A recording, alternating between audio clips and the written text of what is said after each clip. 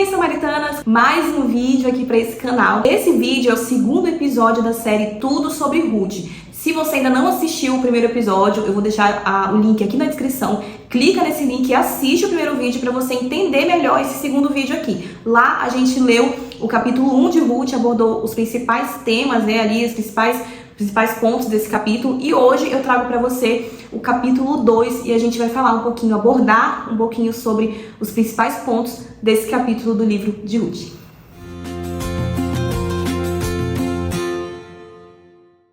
O capítulo 2 começa apresentando pra gente um novo personagem, Boaz, e o verso 1 diz assim: Tinha Noemi um parente de seu marido, senhor de muitos bens, da família de Elimeleque, o qual se chamava Boaz. Então aqui a Bíblia já nos dá algumas informações desse novo personagem. Primeiro, o cara tinha muita grana, era um senhor de muitos bens, para a Bíblia falar isso, é porque realmente o cara tinha a bufunfa ali.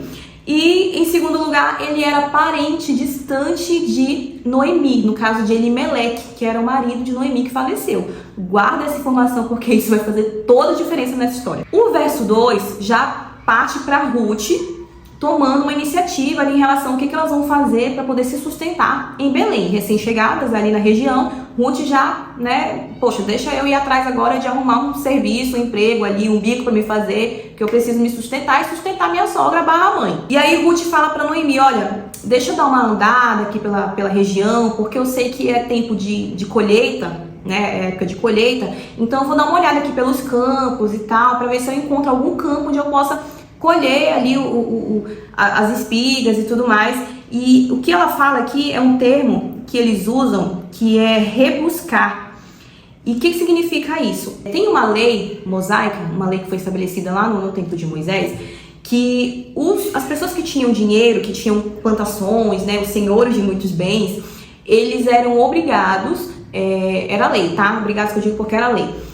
Sempre que os funcionários deles fossem colher ali na lavoura, eles não podiam limpar o chão. O que caísse no chão, eles não podiam recolher. Eles tinham que deixar, entendeu? Porque esse restante desse alimento que caía no chão, né, das espigas e tudo mais, isso ia servir de provisão para os pobres, para as viúvas e para os estrangeiros, entendeu? Então, assim, era lei. Olha, tá ali os funcionários colhendo os alimentos na lavoura, o que caísse pelos cantos ali dos campos não era para recolher. Então Ruth já pegou logo ali a visão e tal, não, eu vou atrás de algum campo para ver se eu acho alguma coisa ali para me colher, pra gente poder comer, pra gente poder se manter aqui nessa região, nessa cidade. E aqui eu já quero abordar com você um primeiro ponto, né? Deus, ele é tão cuidadoso, Deus, ele é tão zeloso com todo mundo, que até nisso Deus, ele pensa, sabe? Porque quando você olha para uma situação como essa, caramba, Deus, ele se preocupou em deixar uma parte, né? Se você for olhar, tipo assim,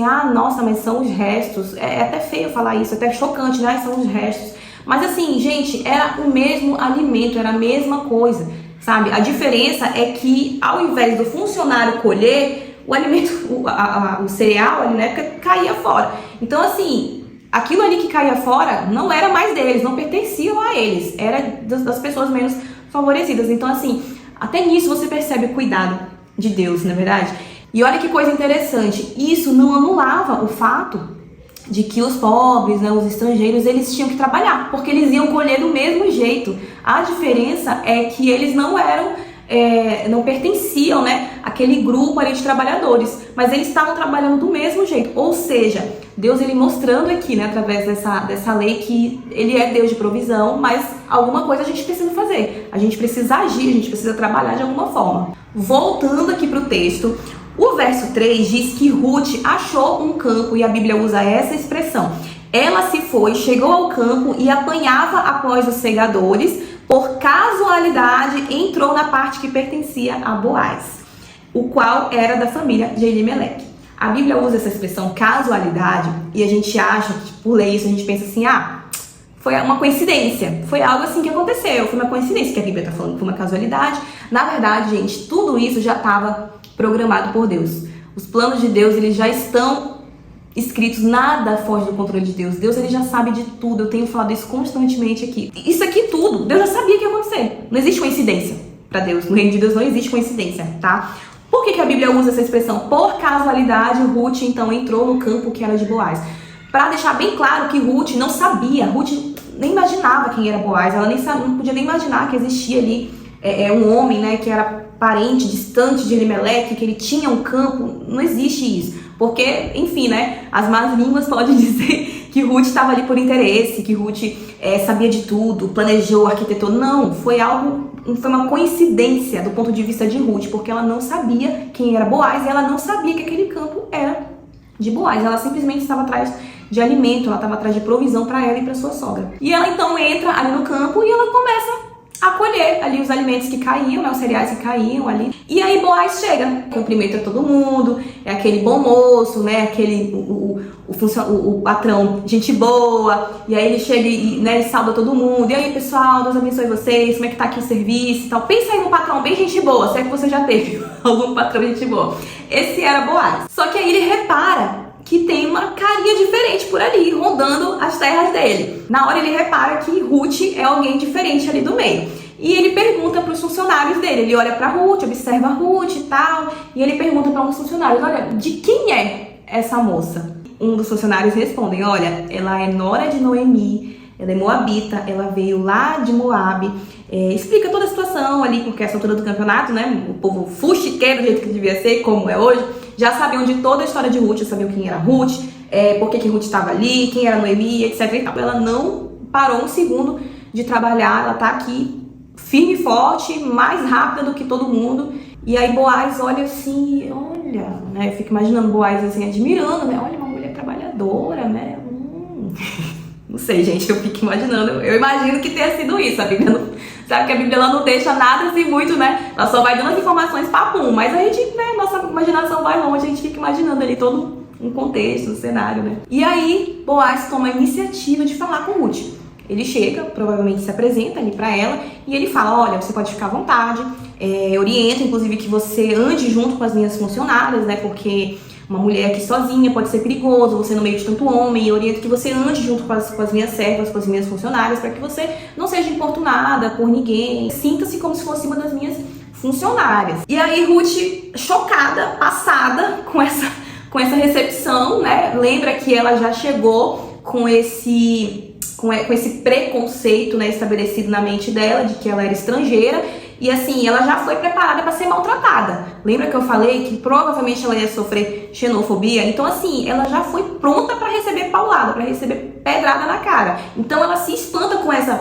atitude de Boaz. Tanto é que ela fala, no verso 10, ela fala assim, como é que você me favorece sendo eu estrangeira? Olha a mentalidade dela, né? Como assim, eu sou estrangeira? Por que você está sendo tão bondoso comigo, se nem daqui eu sou? E aí o que Boaz responde, gente? Verso 11. Bem me contaram tudo quanto fizeste à tua sogra, depois da morte do teu marido, e como deixaste a teu pai e a tua mãe, e a terra onde nasceste, e vieste para um povo que não conhecias. Gente, Boaz já tinha o histórico da gata todo ali. Querida, eu já sei tudo que você fez, eu já sei tudo que você abriu mão lá atrás.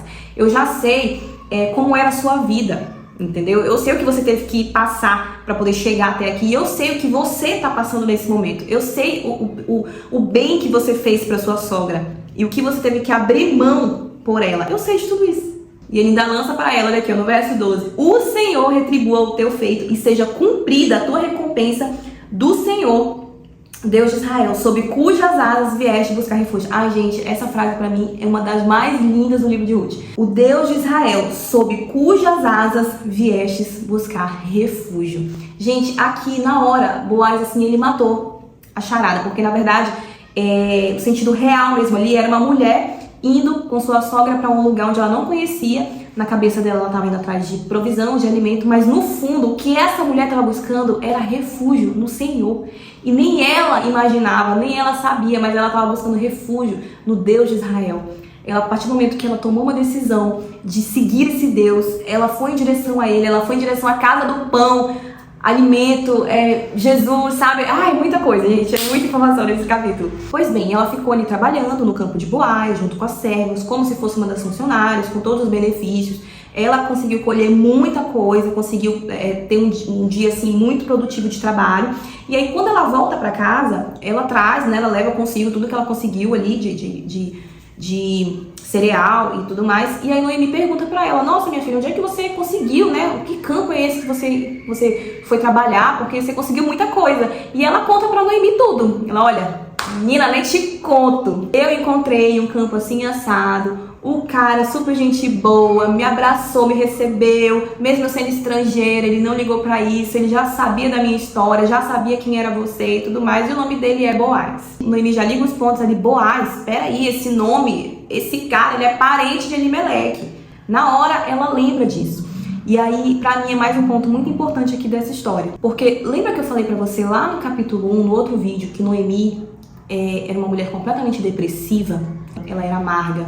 Ela não tinha mais, assim, prazer na vida. Nesse ponto da história, é como se Noemi tivesse, assim, ressuscitando a sua fé. Como se a fé dela tivesse, assim, voltando à realidade. Porque olha o que diz o verso 20. Depois que Ruth conta tudo isso pra ela, olha o que diz o verso 20. Então Noemi disse à sua nora: bendito seja ele do Senhor, no caso Boaz, bendito seja Boaz do Senhor, que ainda não tem deixado a sua benevolência nem para com os vivos, nem para com os mortos. Disse-lhe mais Noemi: esse homem é o nosso parente chegado e um dentre os nossos resgatadores. Primeiro eu preciso explicar para vocês o que quer dizer essa fala dela, né? Que ele é um de nossos resgatadores. Aqui a gente entra numa expressão, numa lei chamada lei do levirato. É uma lei do direito hebraico, onde se um homem morresse sem deixar filhos, sem deixar descendentes, o seu irmão ou alguém, um parente mais próximo da sua casa, da sua família, da sua linhagem,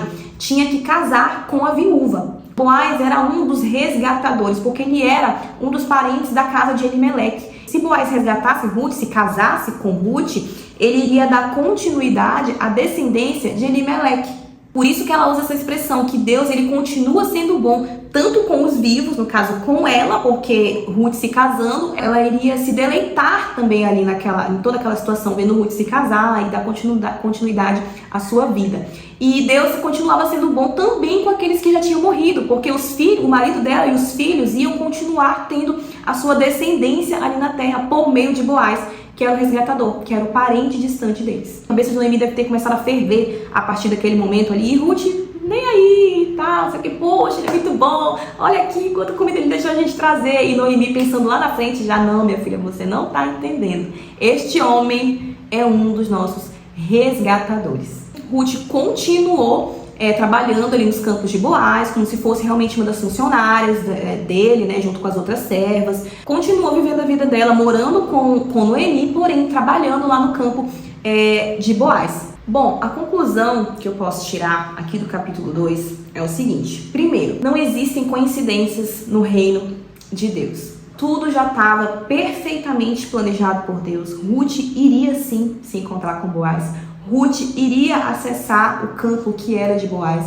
Para Ruth foi uma coincidência até aquele momento, porque ela nem imaginava quem era Boaz e que, enfim, ela ia trabalhar no campo dele. Então, no céu, no reino dos céus, não existe coincidência. O segundo ponto que eu separei aqui é algo que eu achei muito interessante, que tem a ver com identidade. Ruth, ela não perdeu ali a real identidade dela.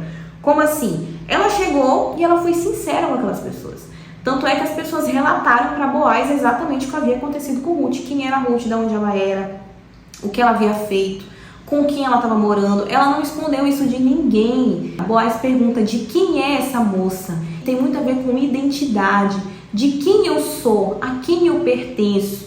Isso ficou martelando assim, sabe? Na minha cabeça. Em momentos de crise, você não deve esconder a sua identidade, a sua origem. Em momentos de crise, não tente tapar o sol com a peneira, sabe? E o verso 12, que Boaz lança aquela palavra para ela, né? Que fala que o próprio Deus te abençoe, o próprio Deus te guarde, o Deus de Israel, cujas asas você veio buscar refúgio. Essa frase para mim é maravilhosa, eu acho ela assim... É uma frase que você ouve e chega a te dar assim um refrigério, né? O Deus cujas asas você veio buscar refúgio. Ruth estava no lugar certo, gente. Ruth estava entregando ali o sofrimento dela, ela estava derramando o sofrimento dela no lugar certo. Não se esqueça que essa mulher estava vivendo um luto. E ela entregou esse luto para o lugar certo, aos pés do Senhor, cujas asas ela foi buscar refúgio.